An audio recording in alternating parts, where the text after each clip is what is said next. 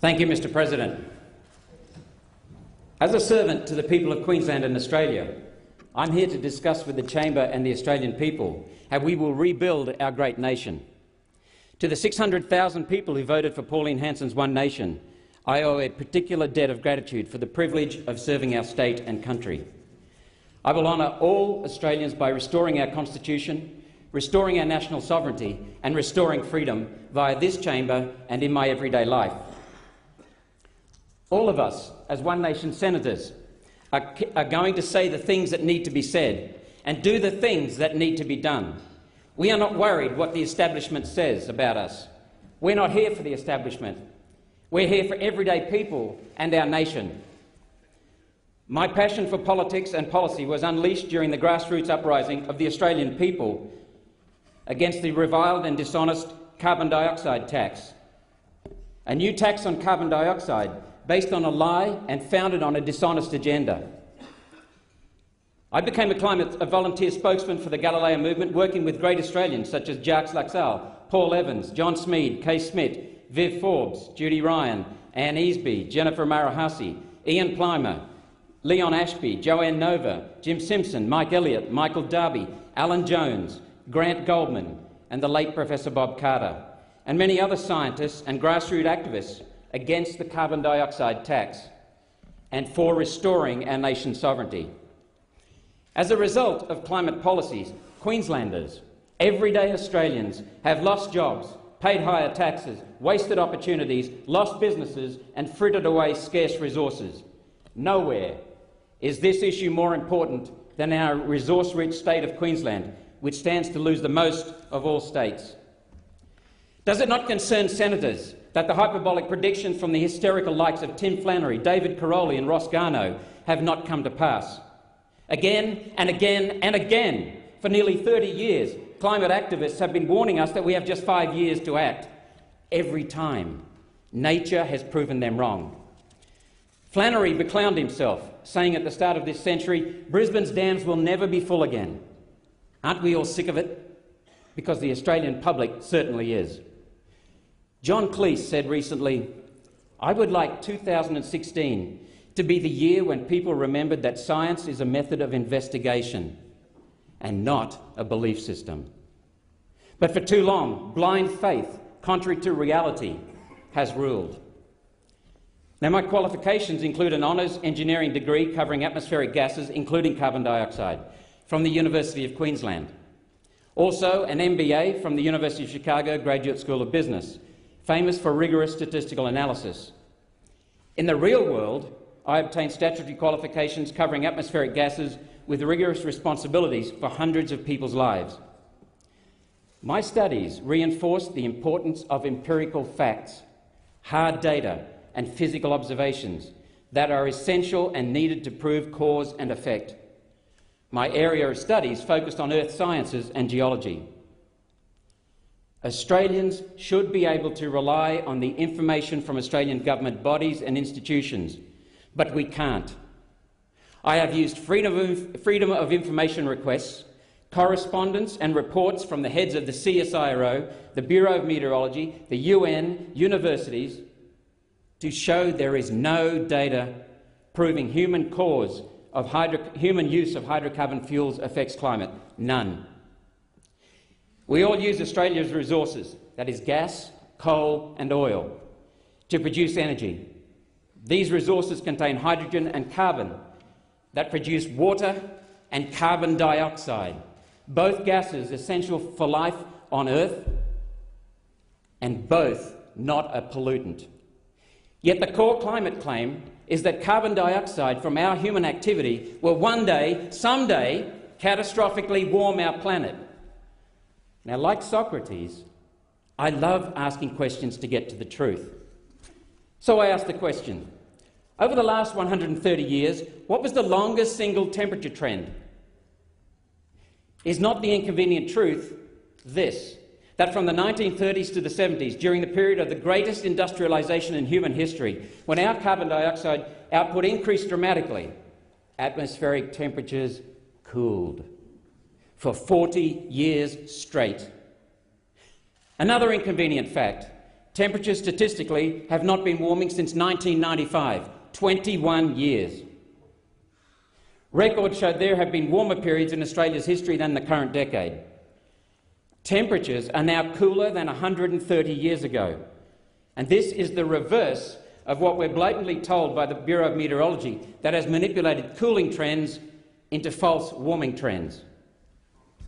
Mr. President, here are more undeniable facts proven by data.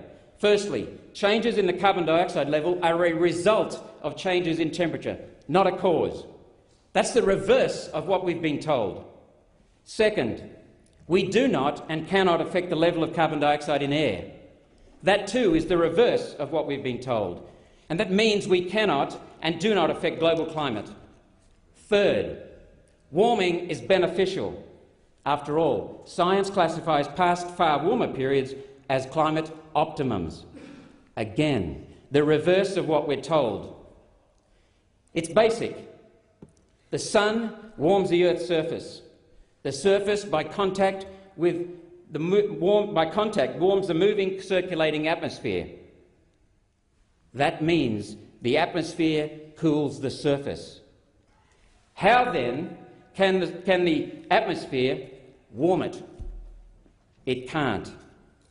That's why their computer models are wrong. The UN's claim is absurd. Instead of science, activists invoke morality, imply natural weather events are unusual, appeal to authority, use name-calling, ridicule and emotion. They avoid discussing facts and rely on pictures of cute, smiling dolphins. These are not evidence of human effect on climate. If it is clear that climate change is a scam and also our prosperity relies on the human endeavours of industry and production, then why is it that in this great parliament there are extremist advocates of an agenda to deindustrialise our nation? Let me make it clear. I will stand firm against any political organisation whose primary aim is to destroy our prosperity and sovereignty. Instead of no nation, we need one nation. How are we, Mr. President, going to rebuild Australia and hold back any push to deindustrialise our nation? In touring Queensland and Australia with Senator Hanson, we can see firsthand the damage fraudulent climate change science and policy is doing to communities and families. Deindustrialisation is costing jobs, destroying families, bankrupting businesses and making our nation less competitive against other nations. Queensland's most important industry is mining. I have run mines around the world. It is also vital to Australia. Coal has lifted the whole of humanity out of grinding poverty and propelled us to achievements never thought possible. The wealth created for every Australian has been considerable. While it may be easy to find some rock or a dollar, to then turn that dollar into $2 is a very intensive and challenging endeavour. Government policy has not always helped this process. In all these matters, I trust the human mind and heart to make intelligent conclusions. I have faith in people and in our ingenuity. We must encourage honest debate and restore free speech on these issues because that respects and promotes human spirit. Humans care. Our future civilization depends on protecting the natural environment. And the future of our natural environment depends on protecting civilization. Mr. President, allow me to say unequivocally, we are taxed enough already. As my dear friend John McRae publicly says, Australians pay more tax every year than could ever have been imagined by our forefathers crafting our Constitution. Consider this, honourable colleagues, from a chartered accountant who worked on the GST implementation for our Queensland state government. 50% of the cost of a loaf of bread is made up of tax. That's effectively a tax rate of 100%. Young Australians would be most alarmed to learn that almost 50% of the price of a house is made up of various taxes and impositions. That doubles the price of a typical home loan. Fuel is taxed at the astonishing rate of 230%. Now, we are a decentralised nation and high energy bills compound the cost of everything. When we reduce the cost of energy, though, we increase productivity, which increases our prosperity. High energy costs really hurt the most vulnerable in our society, the lowest income earners. The renewable energy target and climate policies are highly regressive on the poor, and we will work too hard to end such policies. After all, who would have ever thought that governments would create a tax on the very air we breathe, the carbon dioxide tax? And who pays those taxes? The former Deputy Commissioner of the Australian Taxation Office, Jim Kalali, said that 90% of Australia's large companies are foreign-owned and since 1953 have paid little or no company tax. Former Australian Treasurer Joe Hockey said that Australians pay 50% of our income in taxes. The Australian Bureau of Statistics previously stated that Australians on an average income pay 68% of their earnings to government, as taxes, rates, levies, charges, fees, special charges and other burdens. We work Monday to mid-morning Thursday for the government. The biggest purchase of our life is not our home, it's government. For too long, in Australia, we have been strangling the goose that laid the golden egg. It must stop. Economics is about people. Australian economist, lawyer, writer and bush poet Banjo Paterson said in 1889, "It must always be remembered that we are dealing here with the simple question whether we can, by any means, be enabled to make a better living." Australia's tax system quashes Banjo's vision. Instead of no nation, we must have one nation. When our Constitution devolves many powers and responsibilities to our states, why would a central government crave collecting so much tax? It is for nothing more than stealing control over our states, and in doing so, creates a mammoth bureaucracy that duplicates responsibilities and doubles costs for taxpayers. The challenges of tax and productivity are important to Queenslanders, and I will seek to work in collaboration with the entire parliamentary community in pursuing comprehensive tax reform. Senators, in my view, the purpose of great institutions such as this parliament and broadly politics is to protect life, protect property and protect freedom. Government has sadly transitioned, though, into a beast that only wishes to control people's lives. And it has very curious bedfellows. As my good colleague, Senator Rod Cullerton, has so ably shown, big government, in partnership with big banks, is a disaster for ordinary Australians. One of the greatest threats to our liberty and life as we know it is the international banking sector. As American President Andrew Jackson once said, "It is to be regretted that the rich and powerful too often bend the axe of government to their own selfish purposes." Worldwide, privately owned central banks have greed as their creed and cannot be trusted to work in a country's best interests.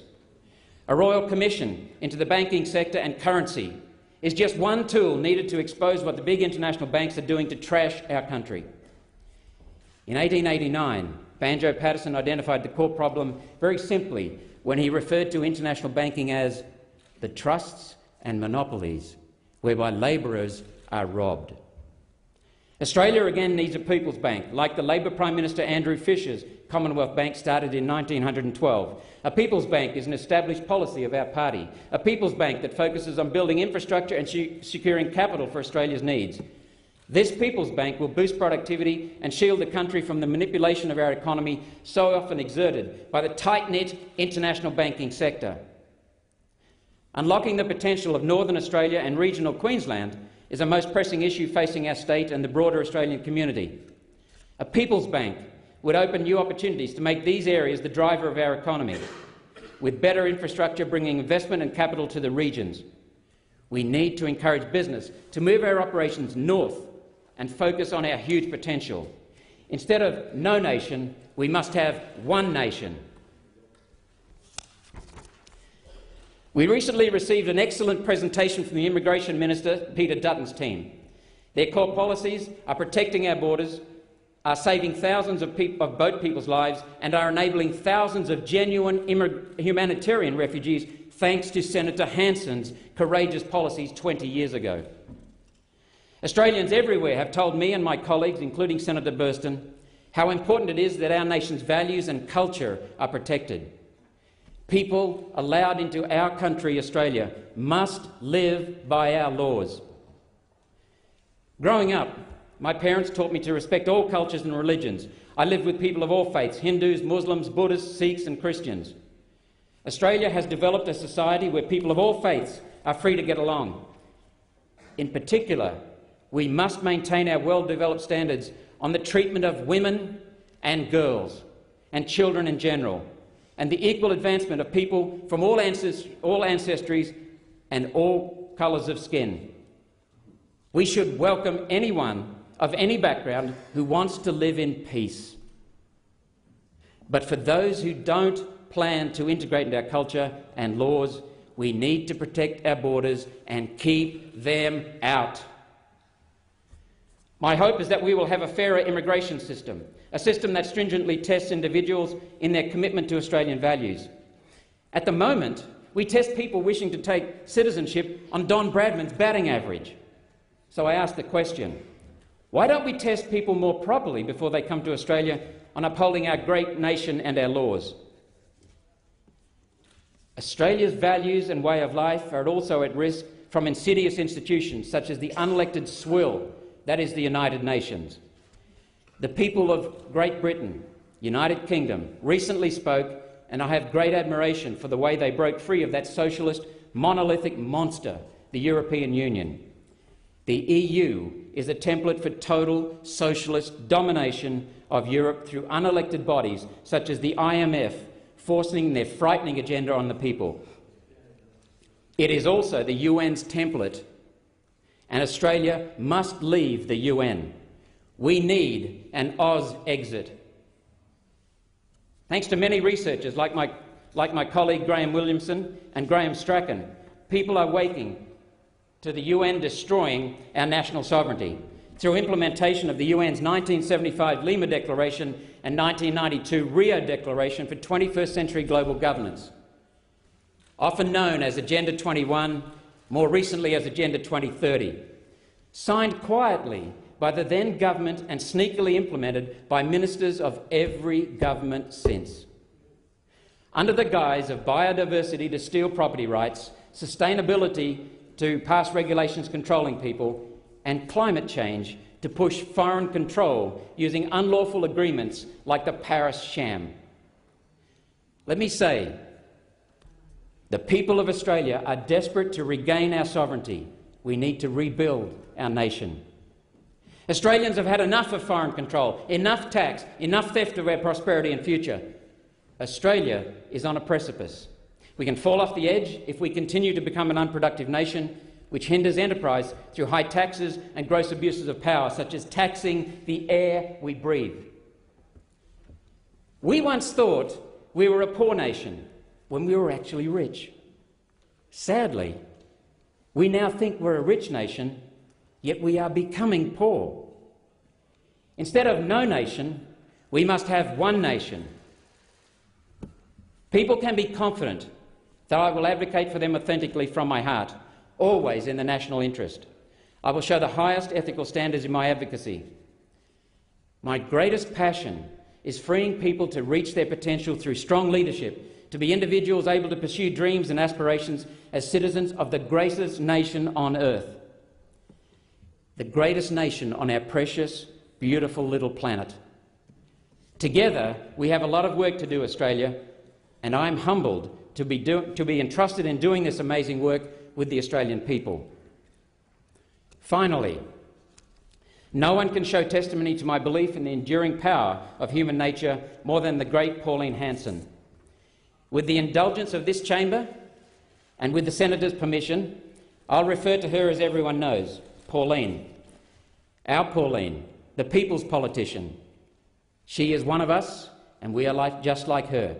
She's a woman of great courage to whom I owe being able to stand here today. Pauline listens to understand and is honest, courageous and persistent. 20 years ago, Pauline, the establishment ridiculed you. At the same time, they quietly started implementing some of your policies. Thank you for saying what you have said and giving a voice to the forgotten people and showing that we really do matter. Thank you, Pauline.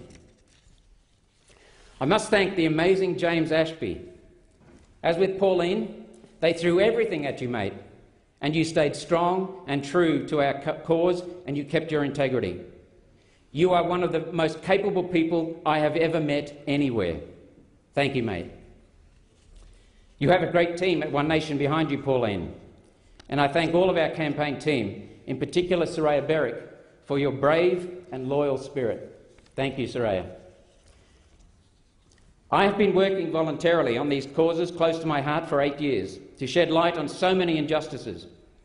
I couldn't have done this without the strength, the courage, the honesty, the tolerance, and sometimes the overwhelming patience, and certainly the care of the person I love most, my gorgeous wife, Christine.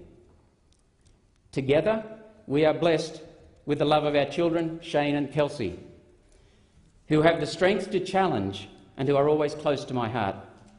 I love you both. My parents, who have passed on, instilled in me honesty and strength of character, and I honour them today. Our nation, Australia, is at its very best when it is united as one nation. In the past, our nation faced and overcame great challenges. Now, we face enormous challenges. So today, I have shown those things important to me, to our great party, Pauline Hanson's One Nation, and to our magnificent state of Queensland. My role in this chamber will be to ask the questions that need to be asked and to do what needs to be done in finding solutions for all of us. Mr. President and Senators, thank you.